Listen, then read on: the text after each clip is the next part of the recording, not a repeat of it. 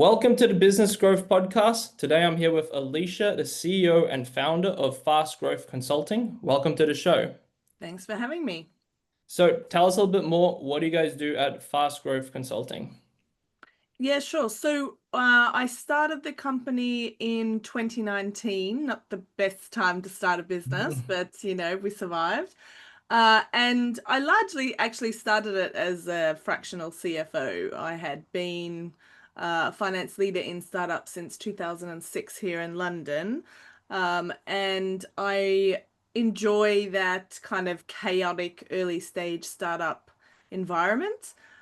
But obviously, when I'd finished that, couple of successful exits, I wanted to work early stage, but it's probably too senior to work full time for an early stage startup. So that's when actually a fractional HR director said, "Oh, maybe you do what I do, but just in the finance world." So you started like that, and then post COVID realized that probably about 50 to 75% of what we do for each client is the same.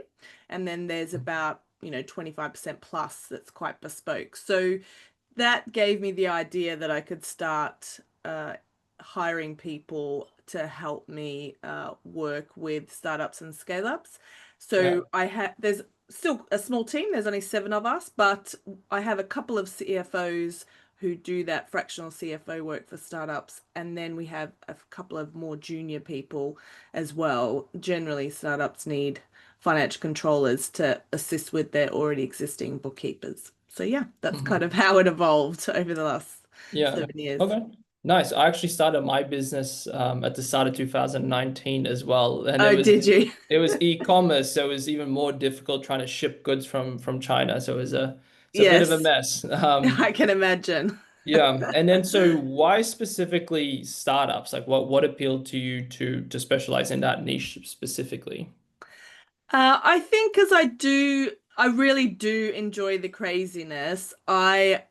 One of my skills, I suppose, is problem solving on the spot and talking things out loud and dealing with a real messy situation. It doesn't give me anxiety. I know I've hired people who were originally in audit and they either sink or swim in the startup environment because it's the complete other spectrum from audit where everything has to be perfect. Yeah. So for me, it probably just suits my probably personality and working skill, and I quite like helping founders find their way. Some of them are very financial literate, particularly fintech. I mean, they probably have a better understanding of finance than I do. But there's some founders who don't, particularly, I quite like working with also female founders who perhaps don't have the confidence in numbers, maybe just due to socialization and just the general fear of, being told that maths isn't for girls. So once you work with them and show them how, it's actually not rocket science and you can actually understand your numbers quite easily, that's quite fulfilling. So yeah, I like that early stage. I like the small business. I like probably being Australian, helping the battler as we've kind of been encouraged to. So Yeah. yeah, it just kind of suits my personality, I suppose. Yeah. Okay. Gotcha. And then so you Mm. said the advice that you give, it's about 50 to 60% is the same advice that you generally give. Mm, What mm. is that 50-60% of the advice or the things Yeah, that you do? yeah. I mean, it's actually going back to basics, actually. So, with a lot of startups that we work with, when we come in, they've just had a bookkeeper and a tax accountant, and that's it. Bookkeepers and tax accountants are very good at keeping the lights on, and they're very good at compliance, but they're not, their specialty isn't preparing them for an investor fundraise and being very commercial with the numbers and using the numbers to help the founder maximize growth and minimize risk. So we basically come in, and the first 6 months is generally getting the numbers to be more commercial and investor ready because startups need to be investor ready at all times. And so, it's going through, we usually do a financial due diligence, we do a process due diligence, we upgrade the reporting, we implement a budget. That's a rough high level of the four big tasks that we do when we Yeah. come in. Hmm. And with the budget, most of it's the same, just the revenue model, the sales funnel is different, but everything Yeah. else is the same. So that this is what I mean by it's the first 6 months is usually the same with every client, and then it starts going off differently depending on what their priorities are and also Hmm. their business model. Gotcha. Okay. And what are some of the projects that you're working in your business at the moment? Mm. I'm going through something that a lot of startups go through, and that is growing pains.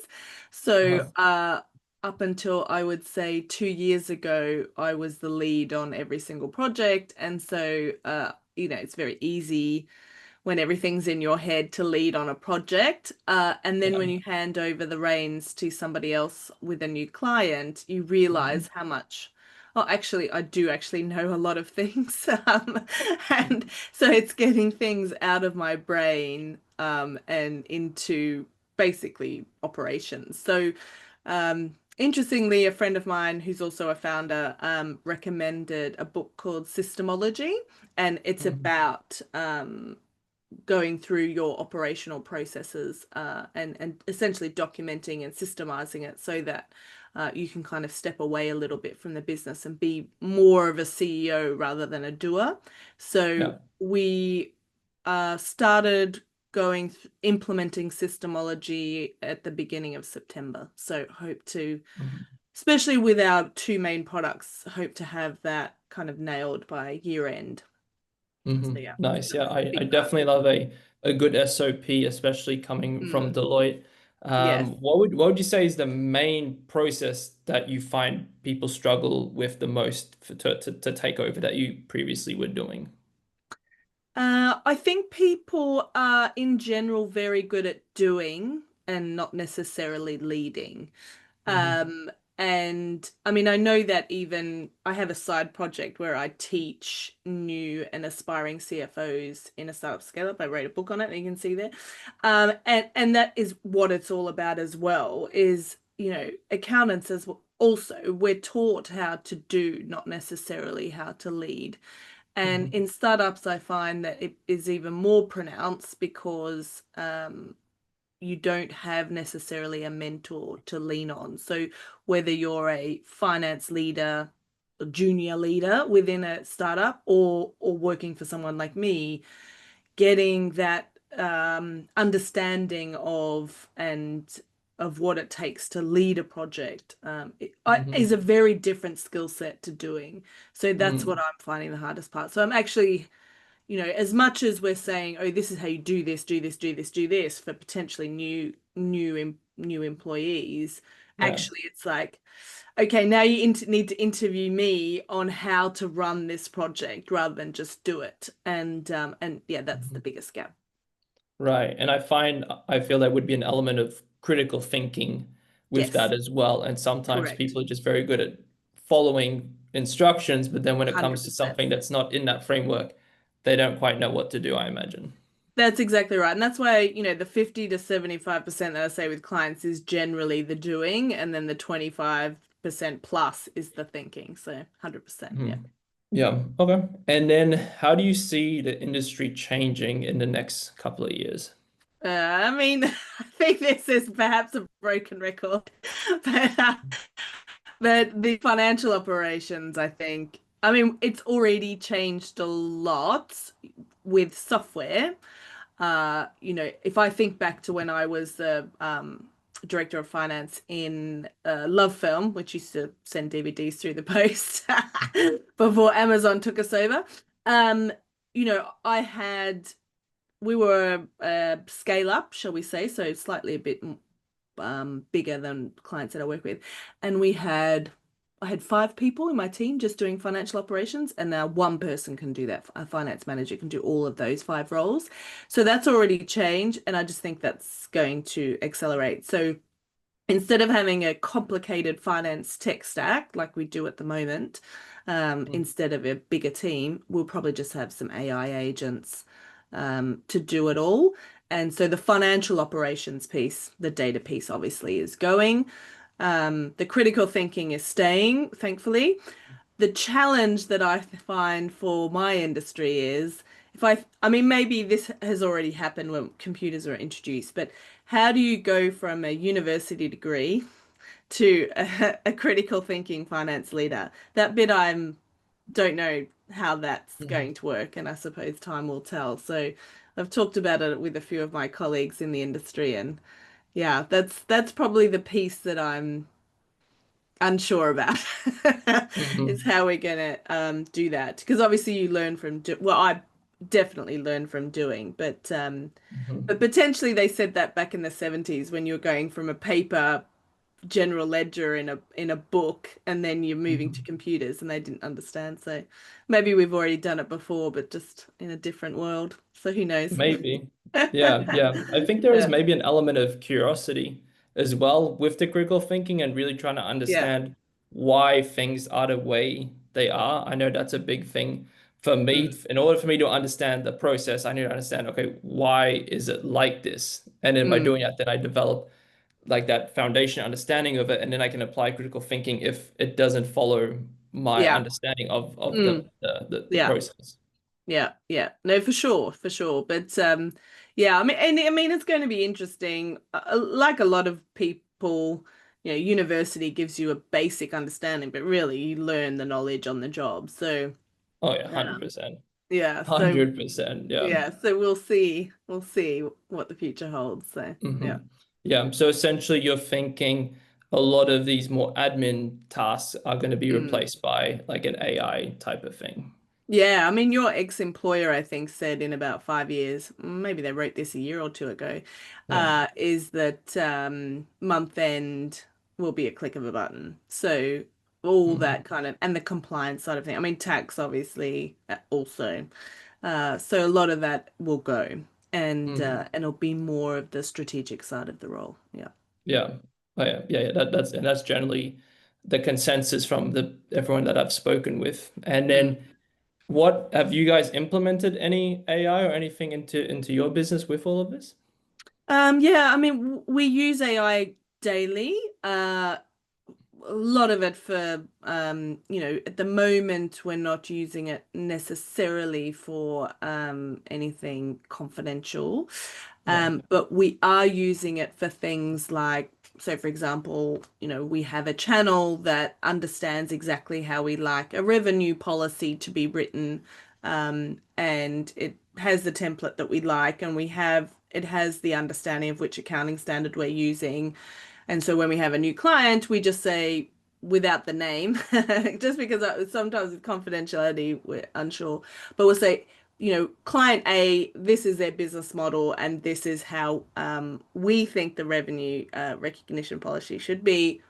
Mhm. We have a conversation, shall we say, with chat to decide whether that's right, and then we get it to write the policy. Yeah. Usually the decision making isn't there. It's usually the Hmm. writing policies, summarizing things, Yeah. so we absolutely use it on a daily basis. We're Hmm. always testing a new tool, a new thing, a new AI on a regular basis. Hmm. But an inexpensive budgeting tool is the one that we're most looking forward to. There's lots of budgeting tools out there that are at £1,000 plus a day. Our clients can't afford that. So uh, it's only a matter of time before we start getting a good budgeting tool. There's a few out there that are expensive, but they're only great for small SMEs.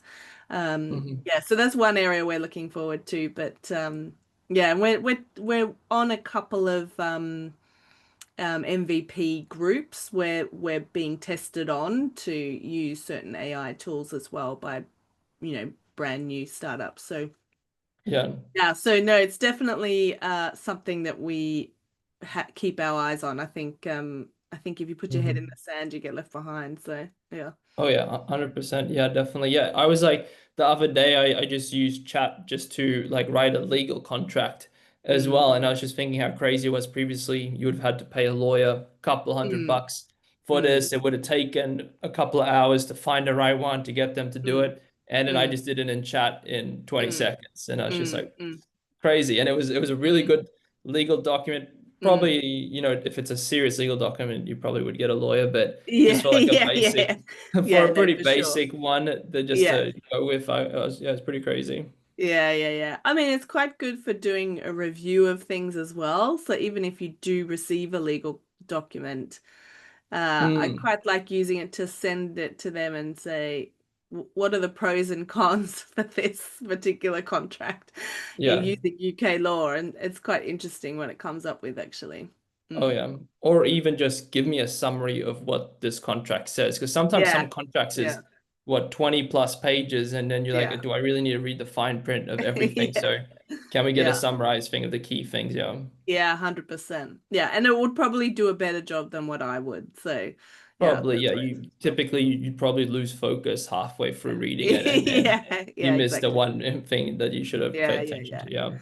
Yeah, I Um, mean, I use it all the time for report summarization. So again, the Big Four release a report. I don't have time to read this.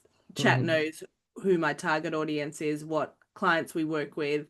So I just upload it to it and say, based on the mhm, market that I work in, what's relevant to me, and it gives me some dot points. So yeah, uh-huh. it's very useful. Yeah, Nice, and nice. increasingly so. Yeah. Yeah. So have you guys built any of like custom GPTs as well?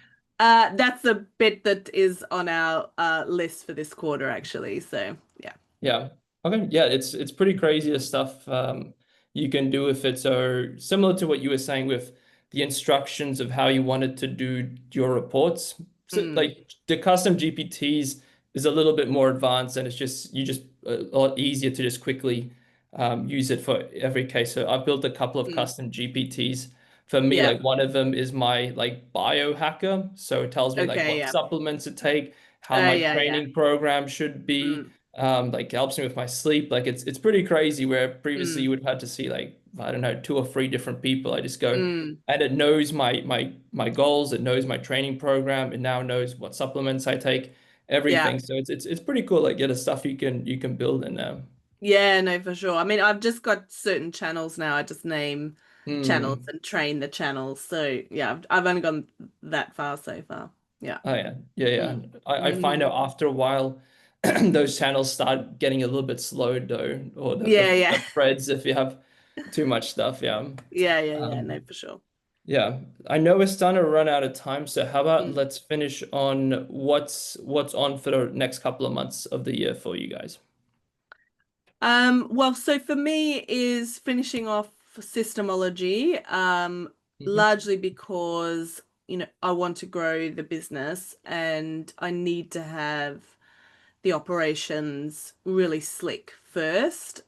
So, we have implemented proper timesheeting now. It's no longer in Google Sheets. We've implemented proper task tracking again, it's no longer in Google Sheets. Hmm. And so finishing off that for the rest of the year is actually quite important for me. And then in January, we have a new marketing manager starting. So it's then a good time to start kicking off with sales and marketing focus Uh-huh. once we've got operations kind of solidified. So Yeah. so from a business perspective, yeah, that's kind of my focus over the next few months. Okay. Nice. Sounds like you're going to be busy. Yeah, hopefully. Yeah. Well, it's been great chatting with you. Where can people go to find a little bit more about what you do? I know you've got the book as well. Yeah. Yeah, where can people learn a little bit more about what you do? Yeah, sure. So fastgrowthconsulting.com, that's our website.